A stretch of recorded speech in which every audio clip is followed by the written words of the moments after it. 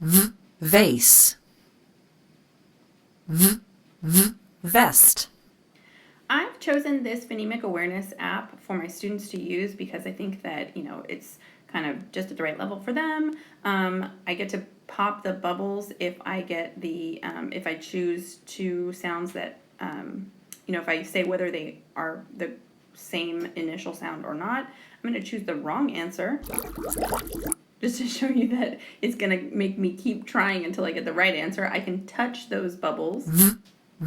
Vase, vest. And listen again and go, oh, you know what? Those do have the same initial sound. So I'm going to click yes. Kite, keys. Awesome. So I think that you get the idea that this is, an app that I've tried it out. I really like it. I really want my students to use it, and I think that it could be, rigorous and engaging for them. However, there is always the temptation to just get out of this app and do something else, or click around, or open all the apps and close them one by one. And I don't want my students to have the opportunity to do that, so I am going to use something called guided access. So the iPad that I'm using right now has a home button, right? And so, whereas some of them no longer have that home button, you would control it using the side button, but I'm going to go ahead and do a gesture called the triple click.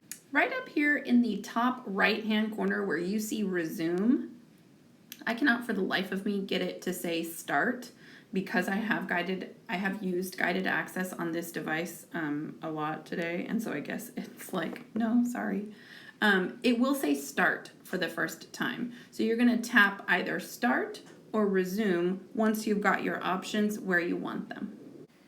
Once I am in the guided access menu, sort of, and it's the first time or the first time in a while that you have gone ahead and turned that on, you're going to click options in the lower left-hand corner. And right now, I'm going to go ahead and make it so that they cannot use that sleep wake button, which is the home button that I talked about that some of the newer iPads don't have. So on the newer iPads, you wouldn't have that option. But I don't want them to be able to exit the application. You know what? I'm going to go ahead and enable volume buttons. I don't mind that they use the volume buttons. I do want them to have, motion if they turn the iPad one way or the other, and keyboard, and certainly touch, so that they can interact with the application. Time limit is one that it's going to be your choice. So if I go ahead and turn on time limit, this can be really helpful for a student who has a difficult time transitioning. So you don't want to be the bad guy that's ripping that iPad out of their hands when time is up. So maybe you want to turn on the time limitation, because then the screen will just kind of go dim and it'll say, time's up or something like that. And you can just lie and say, oh man, gosh, I'm gonna have this iPad looked at. If you have one who's gonna really be set off by being told that they have to, stop. So that can help you out. But I'm going to go ahead and leave time limit off for now and resume. So I can continue to play. You can see that guided access started comes out. So if I 1, 2, 3 triple click, I am going to get that option to put in my passcode again. Now, remember that passcode. Let's go ahead and make it 1, 2, 3, 4, 5, 6, or decide upon one that you all want to use at your campus. Because if you go ahead and put in something personal and you happen to forget it, there is no way that we can, fix that or unlock it without a technician having to come out and wipe your iPad. So anyway, that's just from personal experience. I'm gonna go ahead and give you that tip. So I'll go ahead and resume. And what's nice is next time that I triple click, it's probably going to take me straight to guided access so that I'm not having to do my option. So let me try this again. So let me go ahead and start it.